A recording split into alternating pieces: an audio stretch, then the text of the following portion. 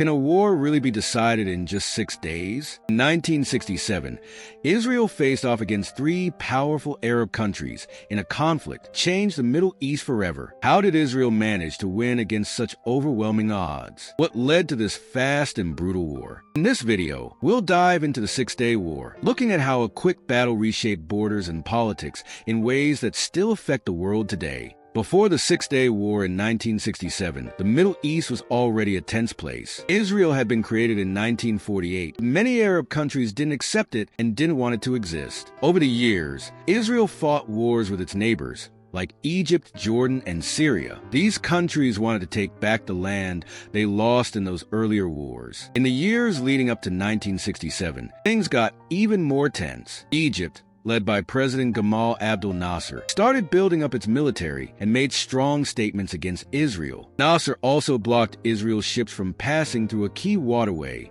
the Strait of Tiran, which Israel saw as an act of war. On top of that, Egypt had made alliances with other Arab countries like Syria and Jordan, which made Israel feel surrounded and under threat. With all this tension, it was only a matter of time before the conflict turned into an all-out war. This was the situation just before the Six-Day War began, with everyone ready for a major showdown. Since the 1948 Arab-Israeli War, tensions between Israel and its Arab neighbors have been high. When Israel was created in 1948, many Arab countries didn't accept it and went to war against it. Israel won the war. Many Palestinians lost their homes and became refugees. This created long-lasting anger and mistrust. Over the years, Israel and the Arab nations kept fighting over land, borders, and the rights of the Palestinian people. These ongoing tensions and struggles for power set the stage for more conflicts, including the Six-Day War in 1967. In the 1950s and 1960s,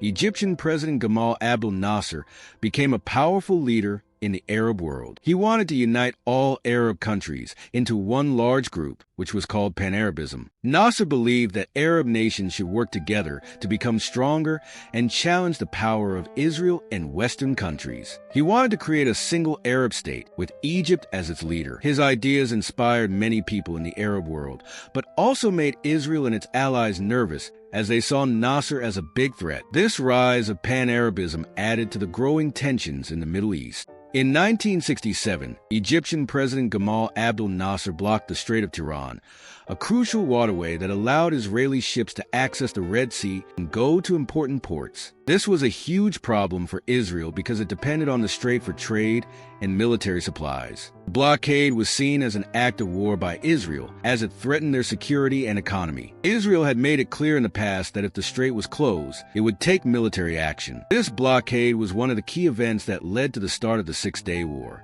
In the years leading up to the Six-Day War, Egypt, Syria, and Jordan formed military alliances to strengthen their position against Israel. Egyptian President Nasser played a big role in bringing these countries together with the goal of uniting Arab nations to fight Israel. These alliances meant that if one country was attacked, others would help. This made Israel feel even more threatened, as it now faced multiple enemies on its borders. The military alliances between these Arab countries increased tensions and made war seem more likely. Before the Six-Day War, Israel was very worried about being attacked. Egypt, Syria, and Jordan had formed military alliances, and Israel felt surrounded. Egypt's leader, Nasser, was openly against Israel, and many Arab leaders wanted to destroy it. Israel feared a surprise attack and started preparing for war to protect itself. On the first day of the Six-Day War, the Israeli Air Force launched a surprise attack called Operation Focus. Israel's planes flew early in the morning and attacked Egyptian airfields. They destroyed most of Egypt's planes while they were still on the ground, before they could take off and fight back. This was a huge blow to Egypt, as it lost its main air power in just a few hours. The success of Operation Focus gave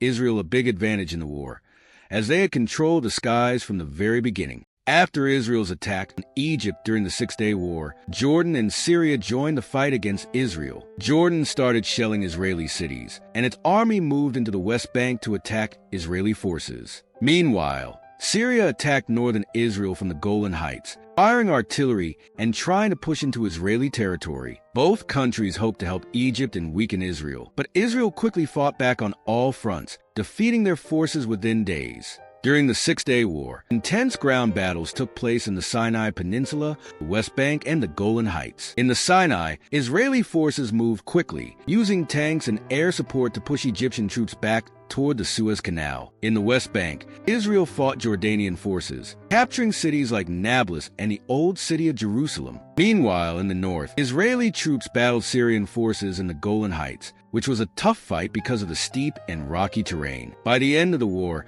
Israel had gained control of all three areas, changing the map of the Middle East. During the Six-Day War, Israeli forces moved very quickly on all fronts. In the Sinai Peninsula, they advanced deep into Egyptian territory, using tanks and air support to overpower the Egyptian army. In the West Bank, they defeated Jordanian forces and captured key cities, including East Jerusalem. In the north, they pushed Syrian forces back and took control of the Golan Heights. The speed and organization of the Israeli military surprised their enemies and helped them win the war in just 6 days.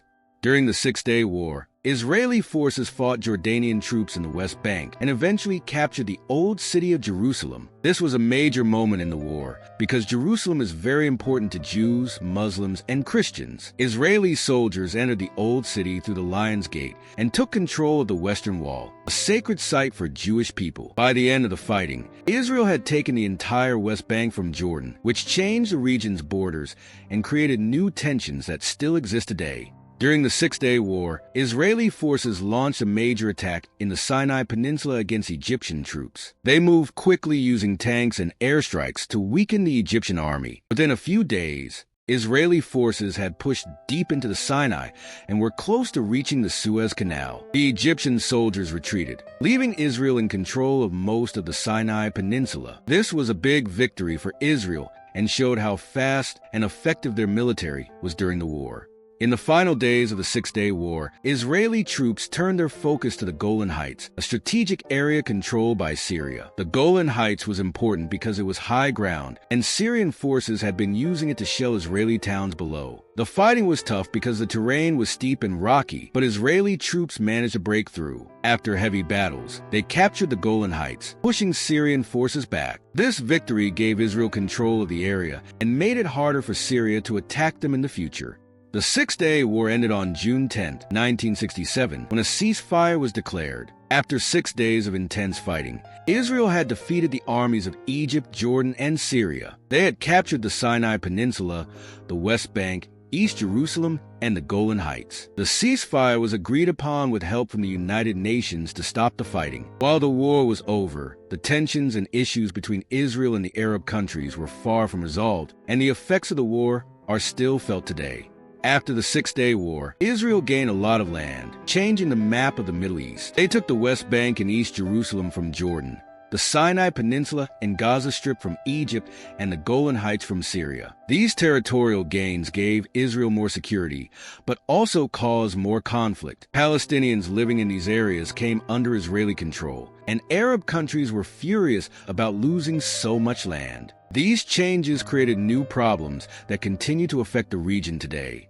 The Six-Day War made the refugee crisis for Palestinians even worse. Before the war, many Palestinians had already lost their homes in 1948. But now, thousands more were forced to leave after Israel took control of the West Bank, Gaza Strip, and East Jerusalem. Many families fled to nearby countries like Jordan, Syria, and Lebanon, living in overcrowded refugee camps with little hope of returning home. This crisis caused a lot of pain and anger among Palestinians, and it became a major issue in the conflict between Israel and the Arab world. Even today, the refugee problem is a big challenge in finding peace. The Six-Day War was a big defeat for the Arab nations, and it left them feeling humiliated and angry. Egypt, Jordan, and Syria lost a lot of land and many soldiers, while Israel came out stronger. This loss created deep resentment among Arab countries and made them more determined to fight back in the future. At the same time, the war created long-term problems. Israel began occupying the West Bank, Gaza Strip, East Jerusalem, and other areas it captured during the war. This occupation caused tension between Israelis and Palestinians, as Palestinians wanted their own land back. These issues have made it hard to find peace in the Middle East,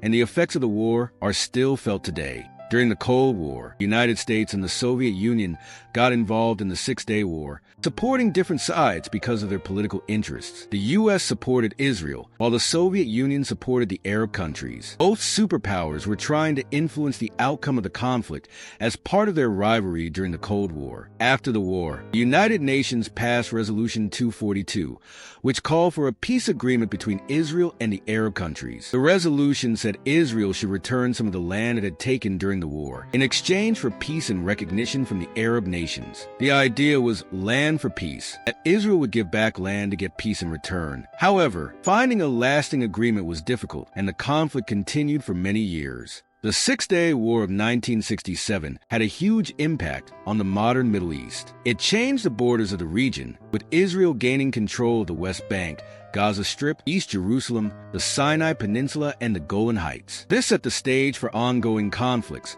especially between Israel and the Palestinians, who wanted their own land and rights. The Israeli-Palestinian conflict has continued ever since, with both sides fighting over territory and political recognition. The war also affected global geopolitics. The U.S. and the Soviet Union, as the main world powers during the Cold War, took sides in the conflict, which further deepened the rivalry between them. The United Nations tried to help with peace efforts, but lasting peace has been hard to achieve. The effects of the Six-Day War are still felt today, with territorial disputes and failed peace attempts continuing to shape politics in the Middle East and around the world. 6 days that completely changed the Middle East, but the effects are still felt today. The land, the people, and the political struggles have left deep scars. So, what's next? Can the lessons from 1967 help bring lasting peace? Or is the region doomed to more conflict? It's a question we're still trying to answer. What do you think about the Six-Day War and its impact on the Middle East? Do you think peace is possible, or are we stuck in an endless cycle of conflict? Drop your thoughts in the comments below. I'd love to hear what you think. And don't forget to subscribe for more videos on history and the events that shaped our world.